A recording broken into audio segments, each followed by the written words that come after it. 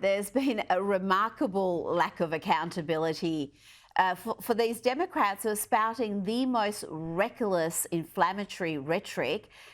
If there were two attempts against Kamala Harris's life in as many months, every single Republican, even every single media identity who had been heavily critical of her would be under scrutiny. Their rhetoric would be questioned. This just isn't happening with Trump. And the fact that the suspect's hysterical tweets about Trump mirror what we are seeing from Kamala Harris and many others also in the media, in politics, in some cases, some of it is word for word. And I've got to ask you, Josh, is another attempt against Donald Trump's life a matter of when, not if? How long can Trump play golf, have outdoor rallies? He's been remarkably lucky twice, but as his son Eric remarked, my father is running out of lives here. How many more rifles are going to come within assassination distance of my father? That's what he said, and I'm sure a lot of people are thinking the same thing. I was getting dinner last night with some friends here in Florida, and the topic of the 2024 election naturally came up, as it often does these days here in the U.S. And one of my friends said that she thought that Kamala was going to win, and I said that no, I actually respectfully disagree. I'm not confident in this, but I think that if the election were held tomorrow, I think that Donald Trump would win, which is at my actual stance. And then my friend responded, and she said, "That's assuming that he's alive." I mean, that's assuming that he is actually Mm. on the ballot come November 5th and that they have not taken him out.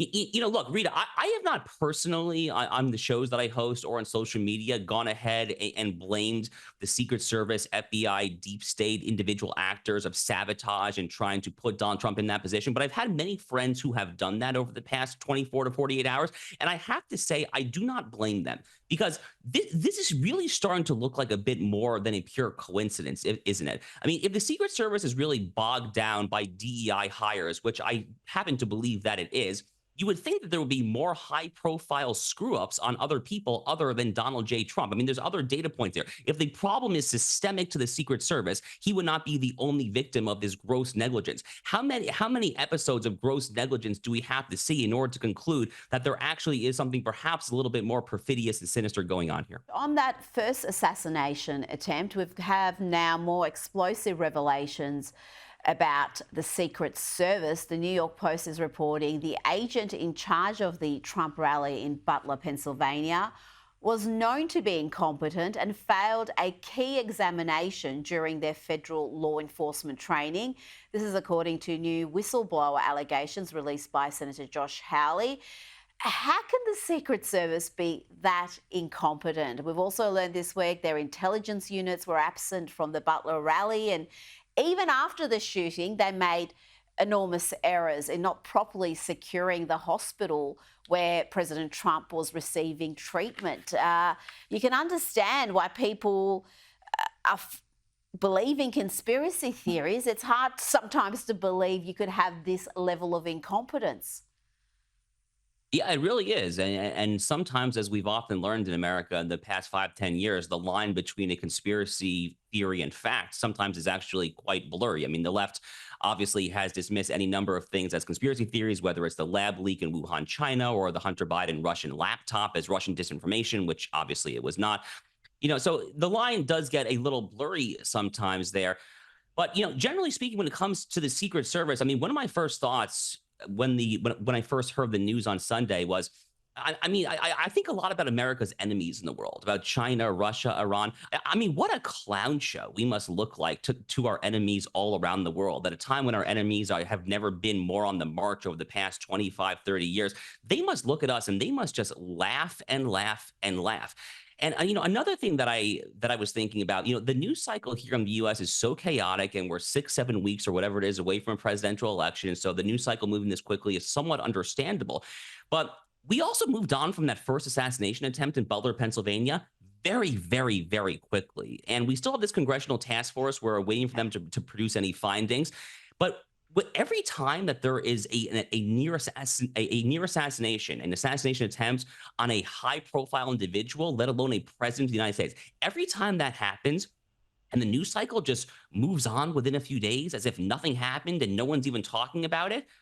Every day that that happens, every instance, God forbid that that happens, if it happens again, God forbid, America just gets closer and closer to being a full-fledged banana republic, I feel.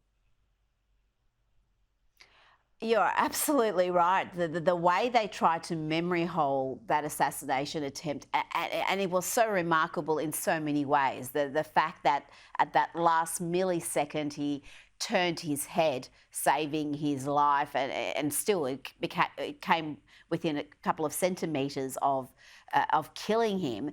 And so to have it all captured on video. And then to see the media just move on like it was nothing when they're obsessing about January 6th to this day, it just tells you everything you need to know about why trust in the media is at historic lows, Josh. And the US media, I think, again this week have really disgraced themselves with the way they're covering this second attempt, almost blaming Trump and his supporters for being upset about it. I don't see a whole lot of sadness, frankly. I don't see a whole lot of regret. I don't see a whole lot of contemplation or introspection or any kind of just looking in the mirror and asking whether or not, any of these individuals, whether it's Joy Reid and Jen Psaki on MSNBC or Joy Behar on The View or any of these other individuals, I don't see a whole lot of people asking, am I partially like in a small way? Am I partially to blame for this current noxious atmosphere in American politics? I mean, surely it is not asking too much to ask at a bare minimum that we not call for the extermination, either literally or proverbially, of the opposing candidate. I was watching a clip earlier today of Congressman Dan Goldman, who is in New York City, very left-wing Democrat. He actually called verbatim for the elimination of Donald Trump earlier this year. He was talking about this Democratic Party propaganda context that Donald Trump is this unmitigated threat to democracy, and he actually said he has to be eliminated. Well, what in the world did you guys think was going to happen? Ultimately, we are culpable for our own actions. I'm not saying that anyone actually pulled the trigger other than Thomas Crooks in Butler, Pennsylvania, but you also cannot overlook the actual broader context. Those two things happen to be both true at the same time, I feel. And we're seeing them trying to hold Republicans responsible for these supposed bomb threats in Springfield, Ohio, but you can't hold Democrats responsible for characterizing Trump as a Hitler, as a threat to democracy, and then having these acts of violence perpetrated against him. It's bizarre. It's sadly what we've become used to in 2024. Josh Hammer, thank you so much for your time this evening. Thank you, Rita.